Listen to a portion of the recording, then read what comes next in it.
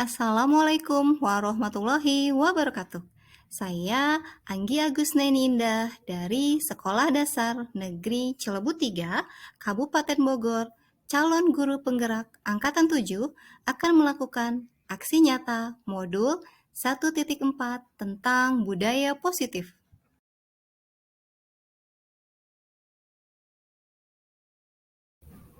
Latar belakang tentang budaya positif adalah perwujudan nilai-nilai kebajikan yang universal dalam menerapkan budaya positif untuk menciptakan pembelajaran yang efektif dan menyenangkan di lingkungan sekolah.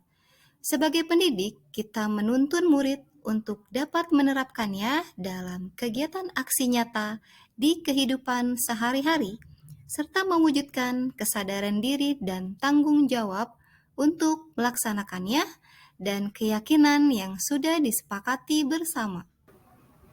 Tujuan menerapkan budaya positif di sekolah adalah untuk meningkatkan motivasi internal melalui disiplin positif dan menumbuhkan nilai-nilai kebajikan sesuai profil pelajar Pancasila.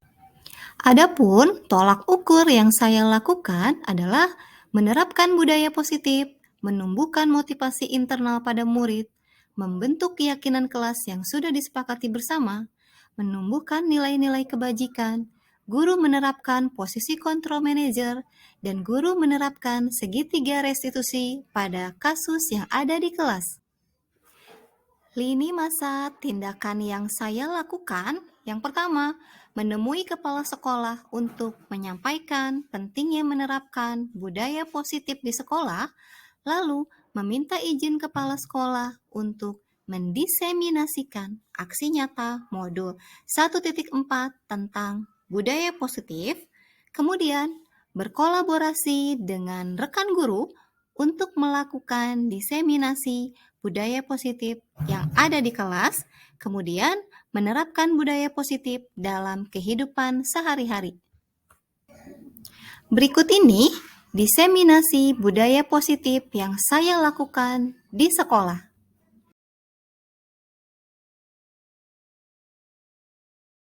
Bismillahirrahmanirrahim. Assalamualaikum warahmatullahi wabarakatuh.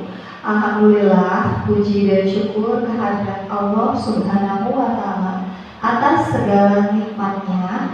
Salawat serta salam kita limpahkan kepada Nabi kita Muhammad SAW. Terima kasih banyak Bapak Ibu atas kesempatan yang diberikan kepada saya hari ini. Hari ini izinkan saya untuk menyampaikan diseminasi aksi nyata modul 1.4 tentang budaya positif yang ada di sekolah kita, Sekolah Dasar Negeri Cilebu 3. Yang pertama, tentang budaya positif. Budaya positif yang ingin saya sampaikan tentang perubahan paradigma belajar, disiplin positif, motivasi perilaku manusia, kebutuhan dasar, posisi kontrol restitusi, keyakinan kelas, dan terakhir segitiga restitusi. Jadi yang pertama yang kita bahas adalah tentang perubahan paradigma belajar. Di sini mungkin Bapak Ibu yang pengalamannya jauh lebih dibandingkan saya sudah paham betul tentang perubahan paradigma belajar yang tadinya kita berfokus pada guru atau teacher centered learning, sekarang kita berfokus terhadap murid atau student centered learning. Dan di sini yang akan kita bahas tentang konsepnya, yaitu dulu murid sebagai objek dan sekarang murid itu sebagai subjek atau pelakunya. Dan dahulu pengaruhnya adalah ketika kita tujuan utama menitik beratkan pada materi pelajaran, untuk saat ini kita menitik beratkan kepada perilaku anak atau tingkah laku yang akan kita bahas lebih lanjut. Nah, di sini ada games ya Bapak Ibu tentang main cobalah buka. Ya, di sini Bapak Ibu bisa berperan menjadi A dan juga kawannya menjadi B. Sama-sama kita menulis sesuatu yang sangat berharga. Nah, jadi Bapak Ibu silakan yang A siapa, yang B siapa. Kita kepal, setelah kita tulis kita kepal. Jangan sampai teman kita yang B itu tahu, ya. Nah, tugasnya B adalah mengintimidasi, merayu, memaksa, boleh mengiming-imingi apa saja agar si A mau membukanya, ya. Dan si A tugasnya adalah karena ini bersifat rahasia, coba Bapak Ibu seyakin-yakinnya kepala kita itu mau dibuka atau tidak, ya. Nanti sebaliknya yang B juga seperti yang A, nanti kita kebalikannya. Tapi kita bermain 30 detik aja, jangan lama-lama ya. Ya, sudah Bapak Ibu. Baik, terima kasih.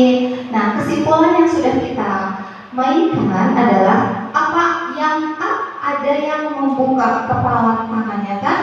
Bapak Ibu? Ya. Kenapa tidak dibuka walaupun itu Bapak dirayu, dibujuk sampai ada yang memaksa ingin memberi hadiah atau uang, kenapa tidak dibuka Pak? Nah sebaliknya, yang B, kenapa tidak dibuka? Karena sebagian semuanya tidak ada yang membuka, semuanya menutup. Betul ya Bapak Ibu ya? Nah itu artinya apa? Nanti kita akan bahas di sini. Artinya adalah miskonsepsi yang selalu kita berpikir bahwa ilusi guru mengontrol murid. Betul Bapak Ibu? Kita yang mengontrol murid. Ilusi bahwa semua penguatan positif, efektif, dan bermanfaat. Ilusi bahwa kritik dapat membuat orang merasa bersalah, dapat menguatkan karakter. Dan ilusi bahwa orang dewasa memiliki hak untuk memaksa. Terkadang kita sebagai guru, kita memaksa murid. Terkadang kita mengintimidasi, ayo ikuti ajaran saya, ayo ikuti ajaran Pak Guru dan Bu Guru. Itu yang tidak baik. Sekarang kita lanjut. Di sini ada stimulus respon dan teori kontrol Bapak Ibu. Nah, dari permainan kita tadi, kita menganggap bahwa realitas kebutuhan kita itu sama. Padahal, ya, kebutuhan setiap orang itu berbeda. Betul Bapak Ibu? Ya. Selanjutnya, semua orang melihat hal yang sama. Tapi teori kontrol adalah setiap orang memiliki gambaran atau pandangan yang berbeda. Jadi Bapak Ibu tidak menganggap apa yang mencoba membuat orang agar berpandangan sama dengan kita. Kita tidak bisa. Yang kita bisa adalah memahami pandangan orang lain tentang kita. Selanjutnya, perilaku buruk dilihat sebagai suatu kesalahan. Kita menganggapnya kalau kita tidak melakukan itu suatu kesalahan. Padahal semua perilaku itu memiliki tujuan. Orang lain bisa mengontrol saya, seperti tadi permainan kita. Bapak Ibu bisa mengontrol saya, padahal yang bisa mengontrol diri kita adalah diri kita sendiri. Ya, saya bisa mengontrol orang lain, itu tidak bisa. Yang bisa mengontrol orang lain adalah diri mereka masing-masing. Selanjutnya, pemaksaan pada saat bujukan gagal. Tadi Bapak Ibu membujuk gagal semua ya, tidak ada yang mau membuka, semuanya ingin menutup karena itu rahasia. Dan yang baik adalah kolaborasi dan konsensus menciptakan pilihan-pilihan baru. Dan yang terakhir, model berpikir menang atau kalah. Yang pastinya kita berpikir tadi tidak ada yang menang, tidak ada yang kalah, tapi semuanya menang, dua-duanya menang karena sama-sama ingin mempertahankan. Jadi itu ya Bapak Ibu ya, teori kontrol. Nah sekarang tentang disiplin positif. Tadi kita sudah membahas di awal tentang disiplin positif. Menurut Bapak Ibu di kelas, ya, apa sih itu disiplin positif? Ya, terima kasih Bu. Nah, disiplin positif itu adalah kita melakukan kontrol diri, baik terhadap diri kita maupun terhadap murid. Kita melakukan disiplin positif ini memiliki tujuan. Tujuan kita itu apa? Agar murid atau kita memiliki nilai-nilai kebajikan. Nah, sekarang di sini. Ya, terima kasih disiplin positif yang berbagi untuk di kelas tinggi apa ya di kelas 6. Nah, Sekarang di sini ada, apakah Bapak Ibu setuju dengan pernyataan yang saya buat? Yang pertama, hukuman dapat mendisiplinkan anak. Setuju Bapak Ibu? Setuju. Oke. Nah, yang kedua, pemberian hukuman dengan hal positif seperti membaca atau membersihkan halaman sekolah dapat meningkatkan disiplin anak. Setuju Bapak Ibu? Setuju. Oke. Yang terakhir, memberikan penghargaan dapat meningkatkan motivasi anak. Bapak Ibu setuju? Oke. Yang akan kita bahas ini, kita berpedoman dengan pemikiran dan filosofi Ki Hajar Dewantara. Jadi hukuman dapat mendisiplinkan anak sebenarnya adalah hukuman tidak baik untuk anak-anak. Yang kedua, pemberian hukuman dengan hal positif seperti membaca dan membersihkan halaman sekolah dapat mendisiplinkan anak. Yang dapat mendisiplinkan anak, tapi mungkin hanya dalam jangka waktu pendek saja. Dan yang ketiga, memberikan penghargaan dapat meningkatkan motivasi anak. Yang kita setuju, memberikan penghargaan dapat meningkatkan motivasi anak. Terutama target kita adalah anak-anak sekolah dasar yang notabene anak-anak yang perlu bimbingan, perlu motivasi ketika anak di kelas, anak itu ingin belajar lagi. Biasanya kita, ayo anak-anak, kalau kalian rajin belajar nanti ibu kasih sesuatu buat kalian. Itu biasanya ya penghargaan. Biasanya bapak ibu yang guru kelas rendah, guru kelas 1 biasanya seperti itu. Sekarang kalau menurut bapak ibu, mungkin ini nanti kan di kelas tinggi sudah ya. Strategi apa yang selama ini Bapak Ibu terapkan untuk menanamkan disiplin positif dan bagaimana hasilnya? Boleh Bapak Ibu yang di guru kelas rendah bercerita tentang strategi Bapak Ibu di kelasnya masing-masing. Boleh ada yang mengutarakan? Bapak Ibu di kelas 1, kelas 2, atau di kelas 3?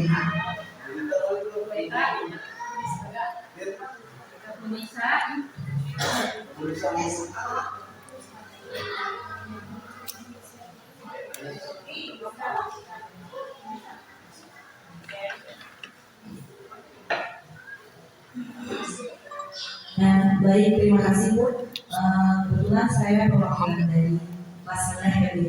Saya mengajar di kelas 1. Untuk selama ini strategi yang diterapkan di kelas untuk menanamkan disiplin positif para murid biasanya sebelum dimulai pembelajaran biasanya kita kan melakukan apresiasi dulu ya, membagikan semangat anak. Terus juga biasanya saya ada sedikit storytelling, sedikit cerita lebih ke arah itu biar anak-anak itu bisa kalau melakukan kebaikan seperti ini, seperti itu nanti manfaatnya seperti ini. Jadi nanti ketika masuk pelajaran nanti kita ulas lagi. Nanti kalau misalnya ada anak yang sudah mempraktekkan yang kita ceritakan dari pagi tentang hal kebaikan seperti misalnya buang sampah pada tempatnya, terus peduli sesama pada temannya. Nanti biasanya itu sebelum pulang atau itu bisa kita kasih dulu. Terima kasih. Berarti intinya memberi motivasi. Memberi motivasi. Ya, terima kasih Bu. Selanjutnya, kenapa kita harus mendisiplinkan anak? Ini yang akan kita ini adalah tujuan kita agar anak-anak memiliki nilai-nilai kebajikan yang ada.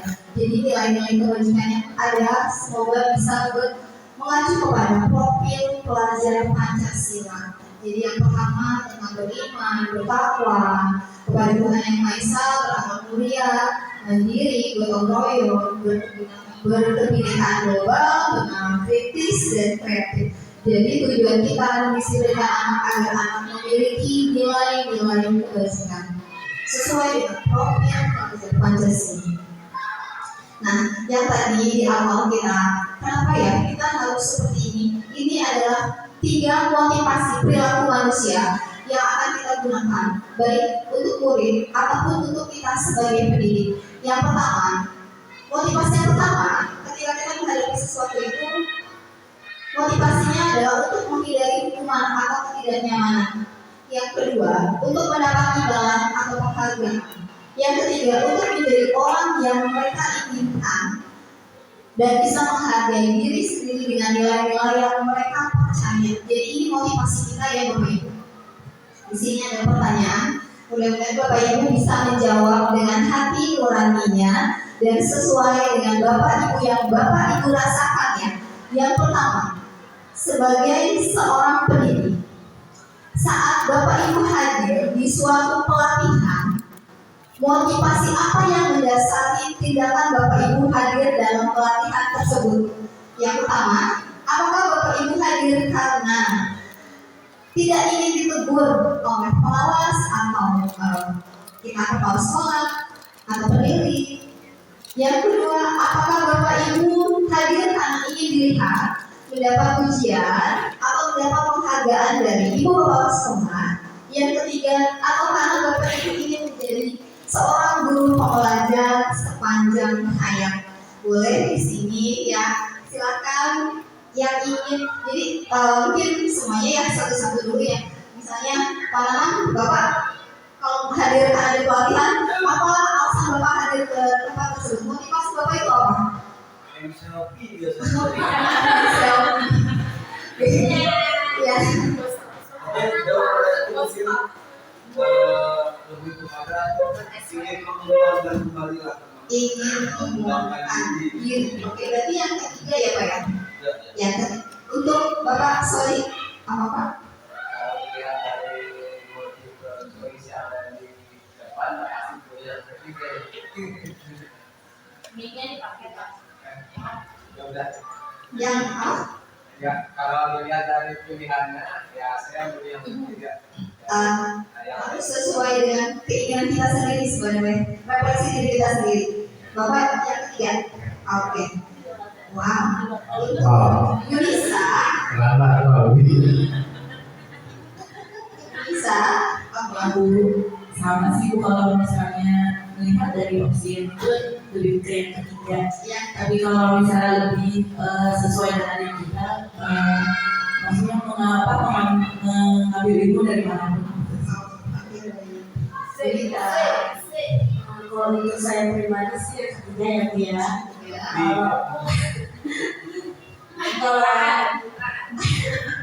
Kalau untuk hati nurani, alhamdulillah semua dan semua. Jangan sampai kali ilmu dia.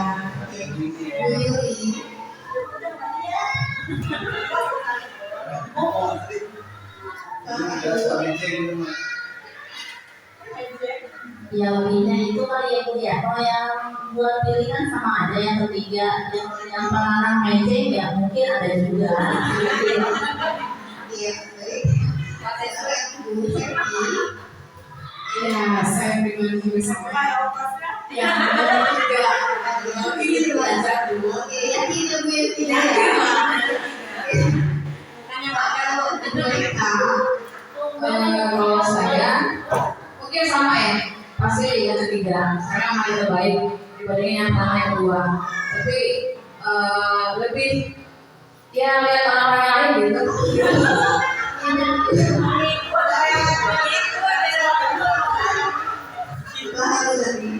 Kalau lihat dari pilihannya di situ, biasanya yang lain teman-teman pun pilih ketiga ya. Tapi ada yang lebih dari saya. Kalau saya pribadi terus terang mengharapkan sertifikat, gitu kan? iya, baik. Terima kasih. Ya kalau dari saya, kalau melihat dari depan saya itu kelihatan buang itu. Iya. Bisa banget kelihatan. Ya, jadi kalau untuk poinnya, kalau mengikuti pelajaran keadilan, ya pasti pengen tahu sih ya. Itu yang pertama pengen tahu, yang kedua yang sama aja pengen main, pengen kumpul, teman-teman. Ya gitu ya. Tiba-tiba. Ya, intinya dari hati nurani Bapak Ibu sudah menjadi pembelajar sepanjang hayat. Masya Allah. Kalau ini dulu SD 3 sudah sangat hebat dan keren. Nah, sekarang di sini ibunya nggak ada lagi ya. Seandainya di sekolah kita tidak ada aturan yang memberikan surat teguran kepada Bapak Ibu yang sering datang telat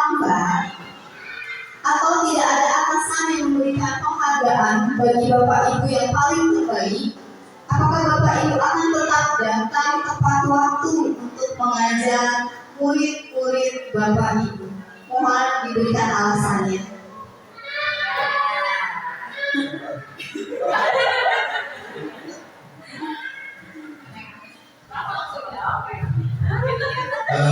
Baik, kalau saya lebih kepada yang tanggung jawab ya, saya selalu mengatakan bahwa kita sudah punya ikatan dinas gitu.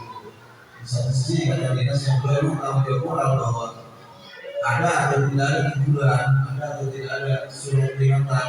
Ya tetap kalau saya mah misalkan nggak sah saja. Baik.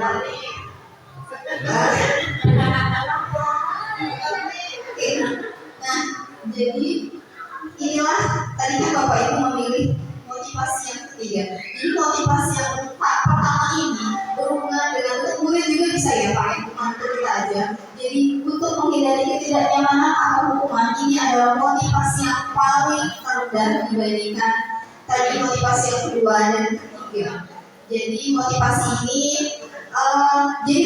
ini bersifat dari luar, bukan dari diri kita masing-masing. Belum ada motivasi dari diri kita sendiri ya. Sama motivasi yang kedua juga untuk mendapat imbalan atau penghargaan, diri ini masih motivasi dari luar. Dan Bapak Ibu hebatnya sudah memiliki motivasi yang ketiga yang sudah ada dalam diri Bapak Ibu. Artinya Bapak Ibu sudah menjadi pembelajar sepanjang hayat. Mudah-mudahan ini pun akan kita aplikasikan untuk murid-murid kita. Jangan hanya murid kita ketika mendapatkan tugas dari kita, pertama takut dihukum sama guru, sama pak guru, atau ada anak yang, aduh saya pengen terlihat baik sama Bapak Ibu, berarti anak ini ingin mendapatkan penghargaan. Kalau anak kita sudah memiliki motivasi yang ketiga ini, motivasi ini akan terus, jadi tidak hanya stay di kelas dia saja. Motivasi ini bisa terus berkembang pada diri dia ketika dia sudah lulus dari sekolah kita. Biasanya motivasi ini akan berjangka panjang ketika dia sudah bisa jadi anak-anak, ketika dia sudah menjadi remaja atau sudah dewasa, dia sudah memiliki motivasi yang terbaik.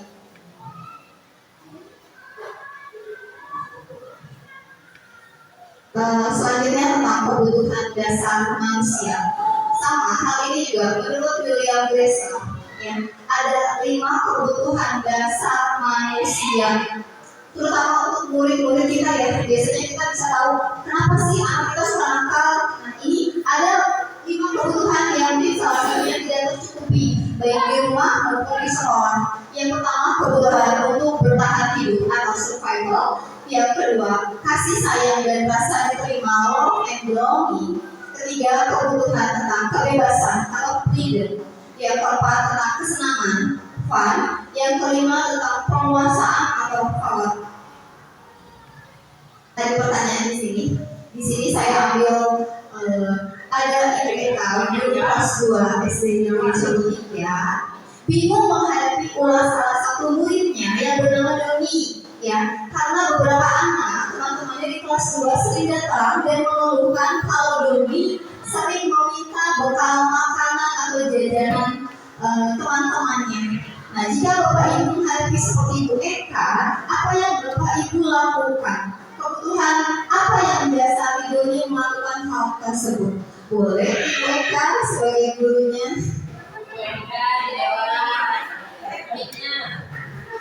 Dari tadi ke-5 ini kebutuhan dasar apa ya? Bagaimana cara Ibu menghadapi? Dari kelima ini ya? Ya. Dari kelima ini mungkin yang saya baca dari soalnya Ibu Anggi ya. Pertama mungkin survival ya. Ya, pada dasarnya namanya anak di kelas saya ya. Mungkin karena dia dari rumahnya kurang, nah mungkin di sekolah dia merasa ada teman yang mungkin lebih. Nah akhirnya dia ya mungkin itu tadi berusaha menguasai dengan kekuatannya dia gitu ya.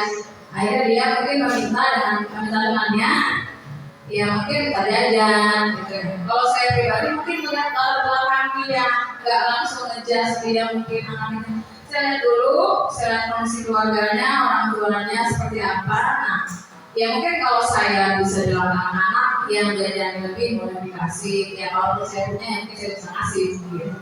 Mungkin seperti itu Bu Ani. Mungkin ada yang sama Pak? Silakan Bapak Ibu yang mengundang. Ayo Bu Yuli. Kayaknya Bu Gita deh. Silakan Bu Gita. Kalau menurut saya sih lebih ke yang kasih sayang gitu ya. Karena anak yang agak over mungkin ya bilangnya, terlalu over ke temannya sampai harus meminta-minta seperti itu, lebih dirangkul mungkin. Kalau anaknya mungkin ditanya kenapa sampai harus meminta kepada teman, apa di rumahnya tidak dapat makan atau tidak diberi jajan sampai harus meminta. Kalau menurut saya sih memang lebih kedekatan dari hati. Oke, terima kasih Bu. Bagaimana kasus ini? Apakah Bapak Ibu pernah mengalaminya atau sering mengalaminya? Sering ya. Mungkin tidak hanya di kelas rendah, di kelas saya pun sering sekali, bahkan air minum anak yang masih baru dibeli tanpa pikir panjang diambil diminum dan tanpa meminta maaf, itu sering terjadi. Anak-anak seperti ini ketika anak-anak jajan yang banyak teman-temannya meminta. Nah, ini kebutuhan dasar ini harus kita sebagai pendidik perlu perhatian khusus ya.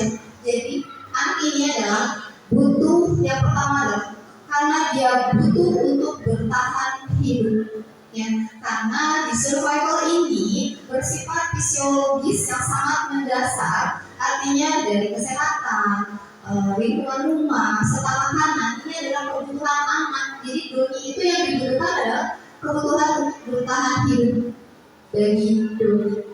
Jadi ini yang dimaksud dari kebutuhan bertahan hidup.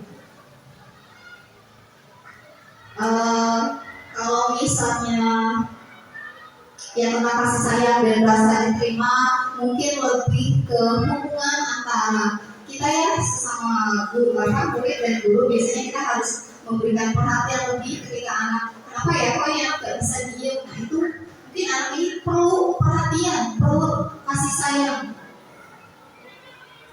Selanjutnya ini tinggal Bapak Ibu jawab aja ya.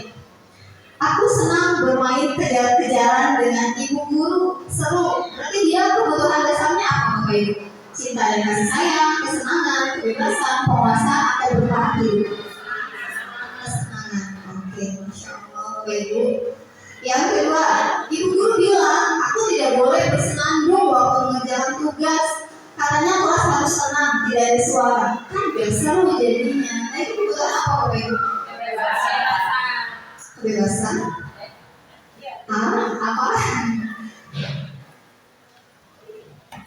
Bisa maksudnya kesenangan ya.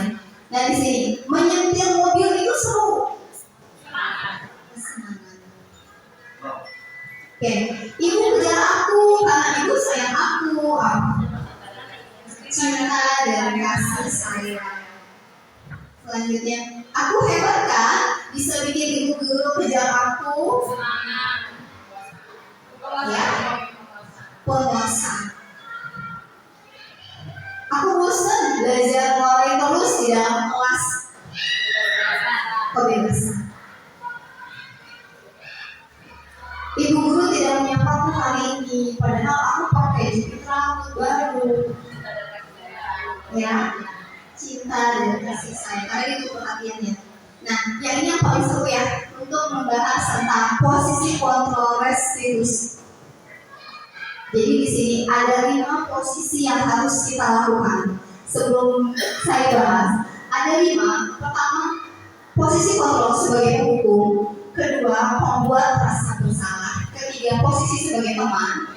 Keempat, posisi sebagai pemantau. Dan kelima, posisi tentang manajer. Dari kelima ini boleh Bapak Ibu beritahu saya, Bapak Ibu ada di posisi mana masing-masing? Ya. Silakan dari Ibu Anis. Ya.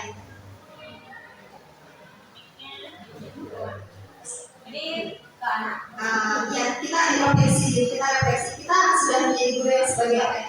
Guru yang menghukum, guru yang membuat rasa bersalah, atau kita guru yang posisinya sebagai teman atau pemantau atau sebagai manajer. Harus sesuai dengan diri kita ya. Kalau saya pribadi, saya merasa lima-limanya ada. Lima-limanya. Tapi yang lebih menjiwai itu ya. Oh, yang terakhir, memantau dan manajer. Memantau dan manajer. Yes. Ibu.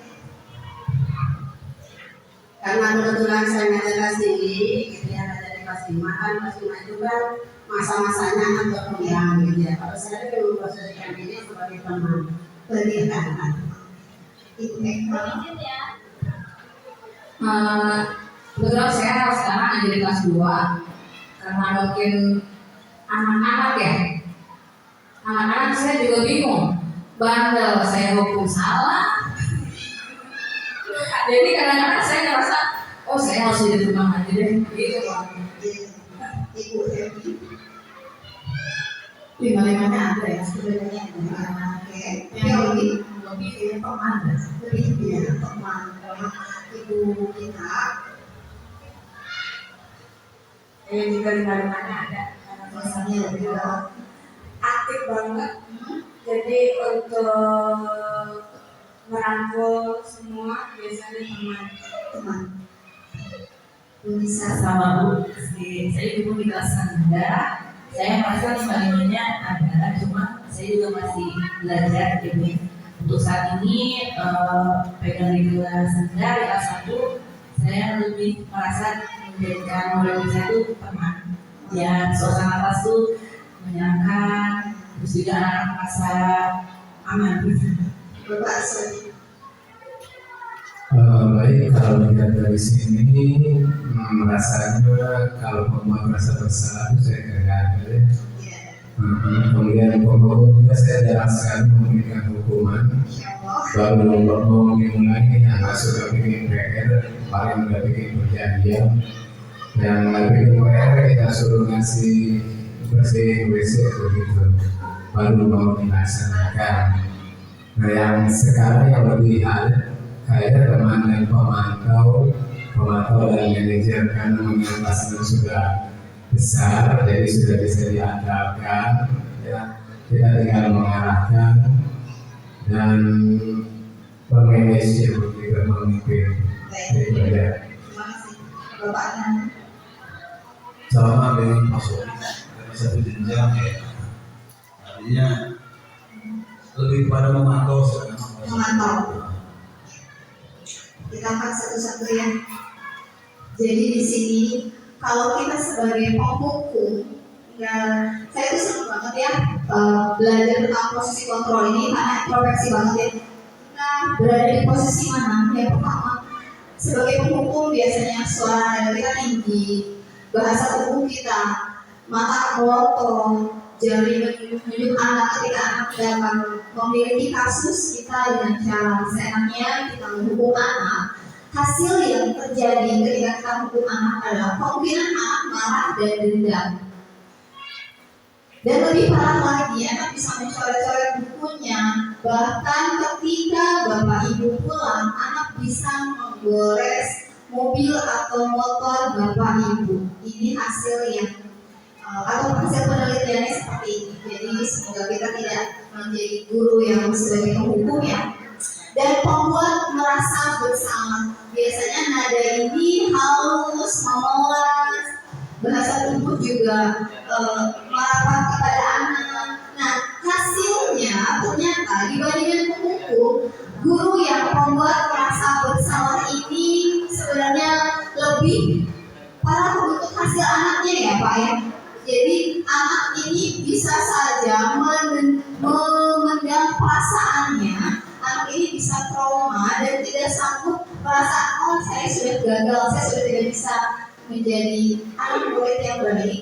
Jadi dibandingkan tadi kita sebagai penghukum, pembuat merasa bersalah ini ternyata untuk anak murid itu lebih tidak baik ya. Dan sebagai teman, biasanya ada seperti kita ramah, akrab, kita bisa bercanda. Hasilnya anak hasil positifnya ya, anak lebih nurut kepada kita. Tapi negatifnya adalah anak hanya menurut kepada guru tersebut saja. Ya, ketika ibu menjadi teman, anak itu hanya menurut kepada guru tersebut. Ketika anak itu diajar oleh guru yang berbeda, anak ini tidak akan menurut oleh guru yang berbeda. Itu negatifnya. Kalau kita menjadi teman untuk murid kita, ya, jadi ada positif dan negatifnya. Nah, untuk menjadi pemantau biasanya ini ada konsekuensinya. Jadi mungkin Bapak Ibu yang kelas tinggi, konsekuensi atau ketika Bapak Ibu sudah menjadi pemantau, Bapak Ibu mungkin bersikap formal, Bapak Ibu dengan ada suara yang datar, hasilnya anak memang menjadi disiplin, ya. Tapi mungkin pemantau ini kita sebelumnya sudah berdiskusi dengan anak tersebut ketika melakukan kesalahan, konsekuensi kamu adalah ya itu kamu harus menanggung akibatnya. Dan yang paling baik posisinya adalah kita sebagai manajer. Nah, dari manajer ini, posisi ini, jadi kita selain kita bisa jadi teman, kita bisa jadi pemantau. Pada posisi manajer ini, Bapak Ibu dengan cara memberikan solusi atau pemecahan masalah terhadap kasus-kasus yang diberikan kepada anak. Jadi hasilnya adalah anak mau bertanggung jawab dan anak bisa mengendalikan diri anak tersebut. Jadi yang paling baiknya adalah posisi manajer ya. Nah, di sini ada keyakinan kelas yang mungkin Bapak Ibu bisa lihat di walaupun hasilnya sudah banyak yang agak rusak ya, ini karena sudah beberapa hari. Tangan-tangan anak itu ingin sekali menjamah, melihat. Jadi mudah-mudahan Bapak Ibu di kelas sudah membuat keyakinan kelas ya. Kelas walaupun kelas kita sama, tapi setiap program memiliki keyakinan kelas yang berbeda-beda. Semoga Bapak Ibu bisa menerapkan keyakinan kelas itu di kelas masing-masing dengan cara kesepakatan bersama. Jadi di sini ada video, mungkin nggak banyak ya, nanti akan saya skip aja. Jadi intinya keyakinan kelas itu intinya menggunakan kata-kata yang positif ya, jangan menggunakan kata jangan atau dilarang. Tapi misalnya dilarang buang sampah, sebaiknya kita jangan pakai dilarang, tapi misalnya yuk kita buang sampah ke tempat sampah, itu lebih bahasa yang baiknya. Atau jangan berbuat nakal, tapi kita menggunakan kata-katanya jangan pakai kata jangan atau dilarang. Itu sih. Nah, mudah-mudahan Bapak Ibu bisa membuat keyakinan kelas dan kesepakatan bersama dengan teman-teman di kelas ya. Dan yang terakhir, segitiga restitusi. Jadi di segitiga restitusi ini, yang pertama menstabilkan identitas, kedua validasi tindakan yang salah, dan yang terakhir adalah keyakinan kelas. Jadi kalau Bapak Ibu sudah membuat keyakinan kelas, ketika ada kasus atau ada masalah di kelas, Bapak Ibu bisa menggunakan segitiga restitusi ini. Jadi maksud tujuan dari segitiga restitusi ini adalah pemecahan masalah ketika kita menghadapi anak. Yang pertama kita dengan cara menstabilkan identitas anak dulu. Yang kedua kita dengan validasi tindakan yang salah. Dan yang terakhir kita menanyakan keyakinan kelas yang sudah kita sepakati bersama di kelas kita. Jadi itu. Mungkin lebih lengkapnya di situ saya buat ada di channel YouTube saya ya. Oke, terima kasih Bapak Ibu atas waktu dan kesempatannya untuk saya bisa berbagi. Itu saja yang ingin saya sampaikan, mudah-mudahan bermanfaat. Kurang lebihnya mohon maaf. Terima kasih. Wassalamualaikum warahmatullahi wabarakatuh.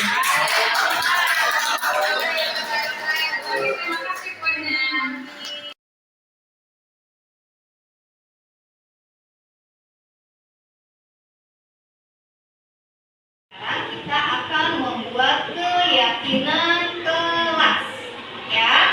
Coba kalian sebutkan kalian ingin keyakinan kelas kita apa saja. Tidak saling menolong, apa lagi?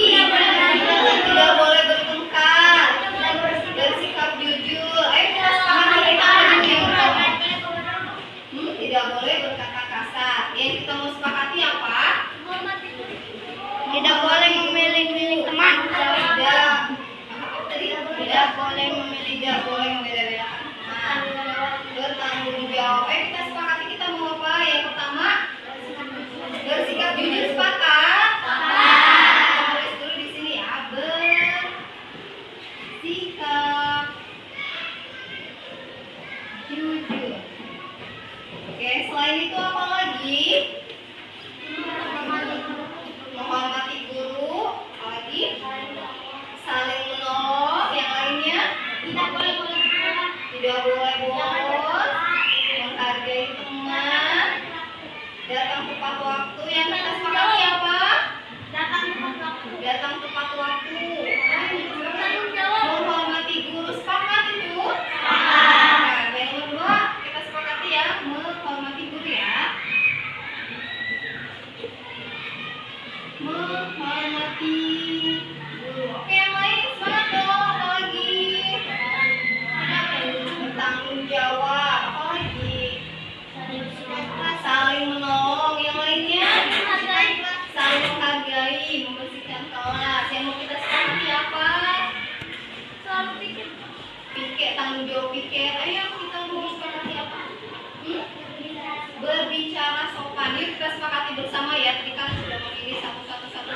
Yang mau kita sepakati apa? Yang nomor 3. Menghargai teman. Menghargai teman. Sepakat? Oke, menghargai teman.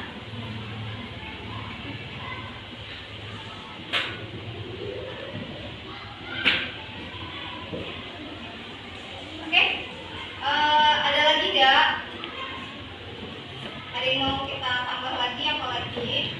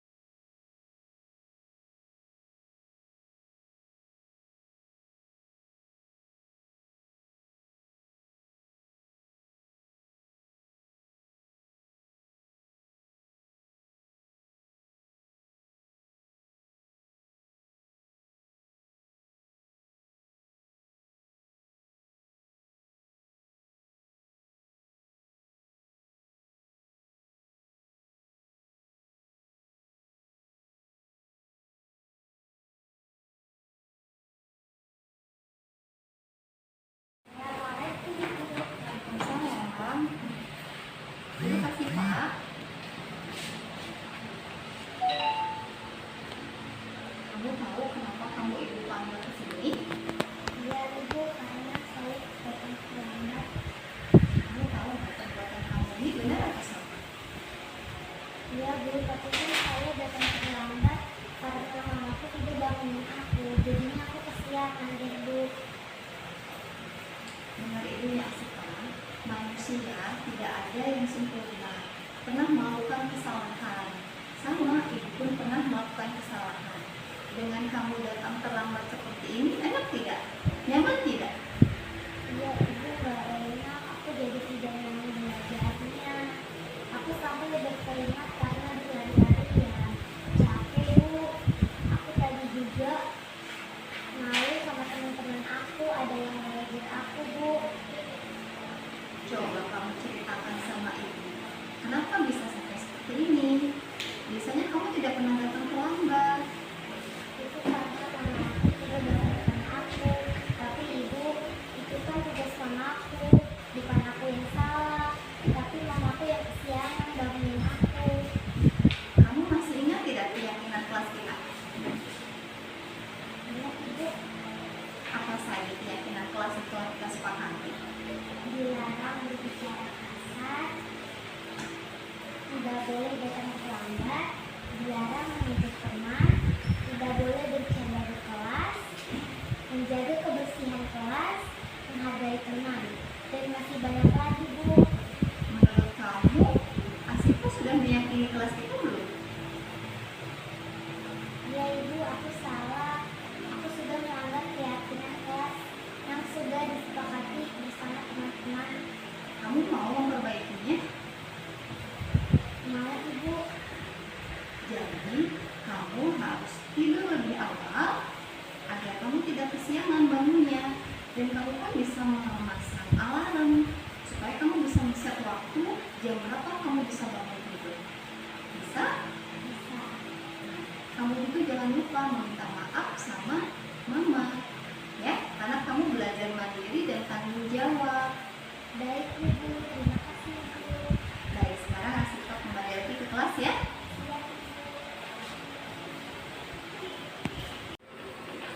Assalamualaikum Bu. Waalaikumsalam. Masuk, Fit. Duduk, nak.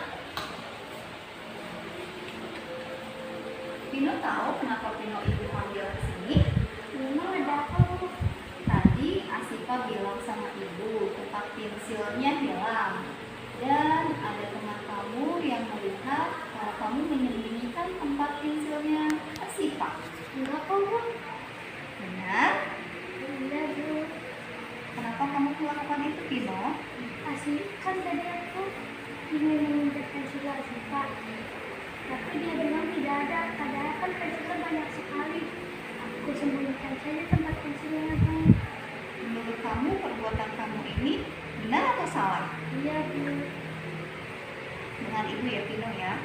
Setiap manusia pernah melakukan kesalahan. Sama ibu pun pernah melakukan kesalahan. Tapi perbuatan kamu pun terhadap Asyifa tidak baik. Kamu masih ingat keyakinan kelas kita? Masih ingat Bu. Apa saja keyakinan kelas kita?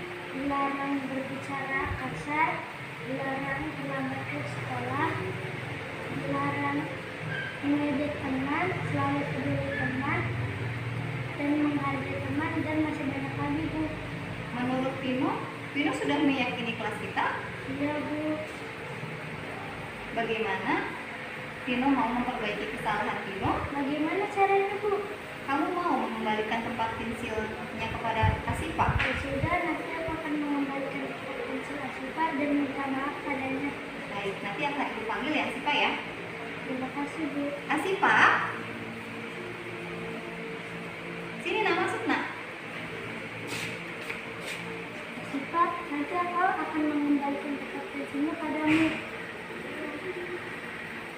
Makasih ya Tino, sama-sama. Aku minta maaf ya. Aku juga minta maaf.